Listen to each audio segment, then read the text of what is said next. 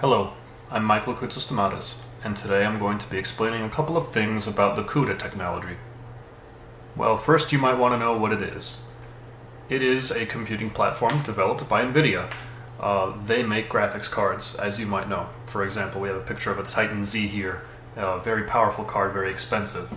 All of their code runs on their graphics processors, which makes for a good business model. And it's designed for many processors working together in order to accomplish a certain task in parallel.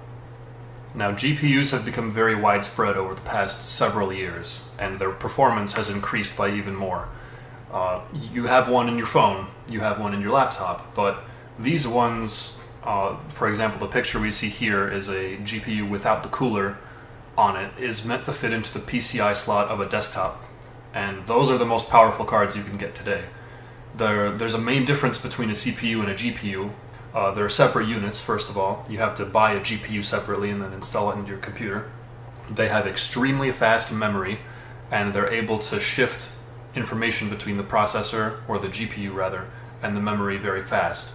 In addition, while a CPU may only have 8 cores, or 16 cores if you really get into the more expensive ones, GPUs have several thousand cores. For example, NVIDIA's top-of-the-line card, the GTX Titan X, has over 3,000 cores in it, which opens up a lot of possibilities in the parallel computing world.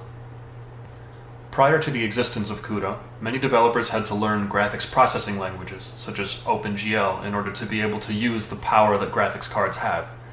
With CUDA, however, NVIDIA has made it possible to use C, for example, or C++, or even Fortran, whoever uses that anymore, to utilize GPU computing in any application. Game engines such as Valve's Source Engine, Crytek's CryEngine 3, and even Cloud Imperium's new Star Citizen game are all written in C++. This allows developers to not have to learn the inner workings of a brand new language that's unfamiliar to them, but rather use NVIDIA's API to leverage that power. When we're not talking about games, however, there's many more applications for GPUs.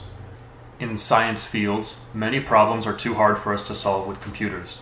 We can leverage GPUs to solve these problems in parallel and allow us to process large amounts of data in a smaller amount of time compared to doing that same problem on a CPU. Another application that GPUs excel at is cryptocurrency. This window you see on the screen is an application called CMiner, which is just one of many cryptocurrency miners that were used to generate Bitcoin and Dogecoin and Litecoin back when they were building up to where they are right now.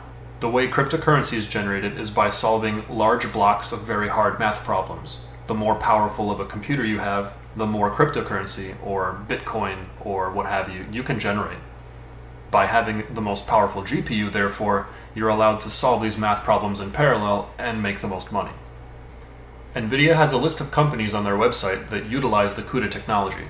Microsoft, Adobe, as well as Dassault Systems, which make 3D CAD software for building airplanes, and many other companies utilize the CUDA technology to accelerate the processes in their programs. For example, Photoshop is allowed to render faster when you use CUDA and enable it in the settings. NVIDIA also used their own technology to create products that they think will benefit people.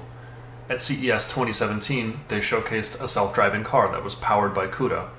Everything from the infotainment system of the car to its self-driving capabilities were all running on a Tegra processor that provided a smooth and seamless experience while navigating the touchscreen menus inside the car, as well as complete autonomy outside of the car too.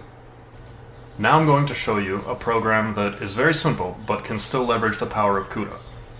As you can see, I've set up something in Visual Studio where I've installed the CUDA SDK, but I haven't implemented it yet in this program. It's a very simple vector addition program where I have, above here, a vector add function that simply takes a pointers a, b, and c, and an int n, and adds a plus b and puts it in C. In the main, we instantiate these variables, we malloc them, and then we populate C with all zeros and A and B with the number that corresponds with I in this loop. Afterwards, we call the vector add program, and then we print everything out, which allows us to see the results. And last but not least, we free A, B, and C. When I run this program, C will increase every time it jumps up by 1. So C0 is 0, then 2, 4, 6, 8, and so on. But the thing about this program is that it's not parallel. The processor is processing everything one by one by one, and this isn't as efficient as it could be using CUDA. So next, I'm going to show you a version of this program that has been optimized with CUDA-related functions. So in this new version, you see that I've added a global keyword before the vector add function. This tells CUDA to process this function on the GPU, on many threads, in other words. This threadindex.x allows each index to operate on one value of C, and each thread can identify itself that way.